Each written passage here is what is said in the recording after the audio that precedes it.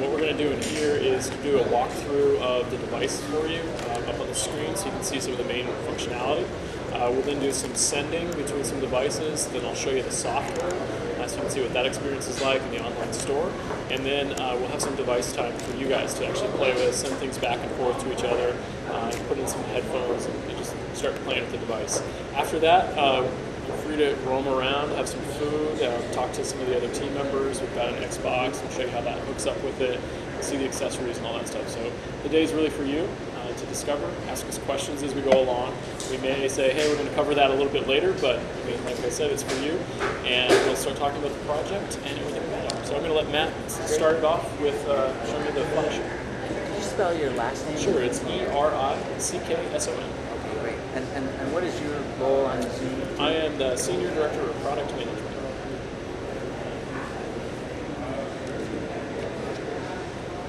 Matt, you're famous, so we all know your name. Isn't that sweet? Thanks to Scoble. Yeah. Oh, yeah. Yeah, because we're right outside of our offices. Can you tell me what your official title is? With I'm the product manager for Zune. Okay. Alrighty. So if you ask questions as we go along, and I'll let Matt take it from here. Okay, great.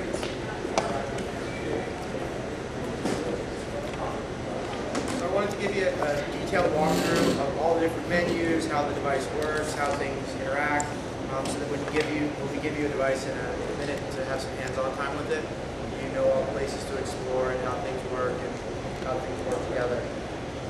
So the primary function of the device is music and a lot of the scenarios we've created there. At the same time, we can play videos, pictures, we have built-in FM radio, and also this community section really brings the Zune wireless sharing to life. So if I walk in to get started, and I open up the music menu, the first thing you're going to notice is the menus appear across the top, and the lists of songs and artists actually appear up and down the screen.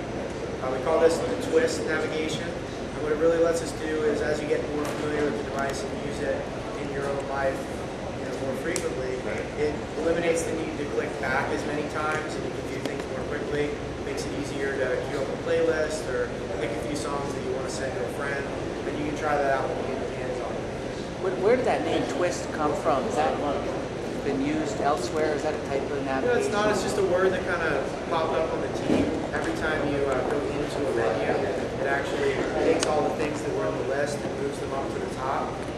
That motion kind of looks like a twist. Actually, if I go in here, I'll show you when I open up one of these playlists. You'll see how now the playlists are actually listed across the top. And the whole animation and the way those two things flow together is based on the twisting movement, so it's a name that's stuck. But if I open up one of these songs, you get to see the now playing screen for the first time.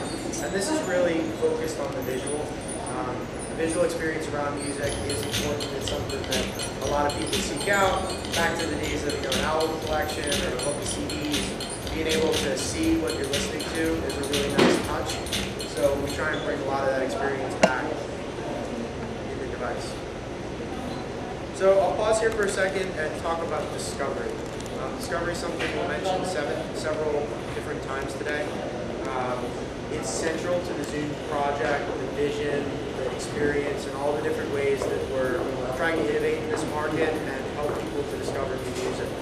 And the first place I'm going to bring it up is actually one that's not expected, but being consumers who love music, who love digital media players, as libraries have grown to like 5, 7, 10,000 songs, one important form of discovery is discovery within your own library.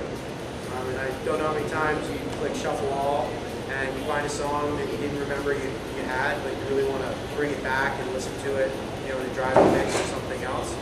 So we make it really easy for someone to open up the menu and go in and flag a song. It's a little digital reminder that you set that you can come back to later when you get to the software, and we'll show you that part of it as well, so that you can add that song to a playlist. And it actually works in a similar fashion when we get into the wireless sharing.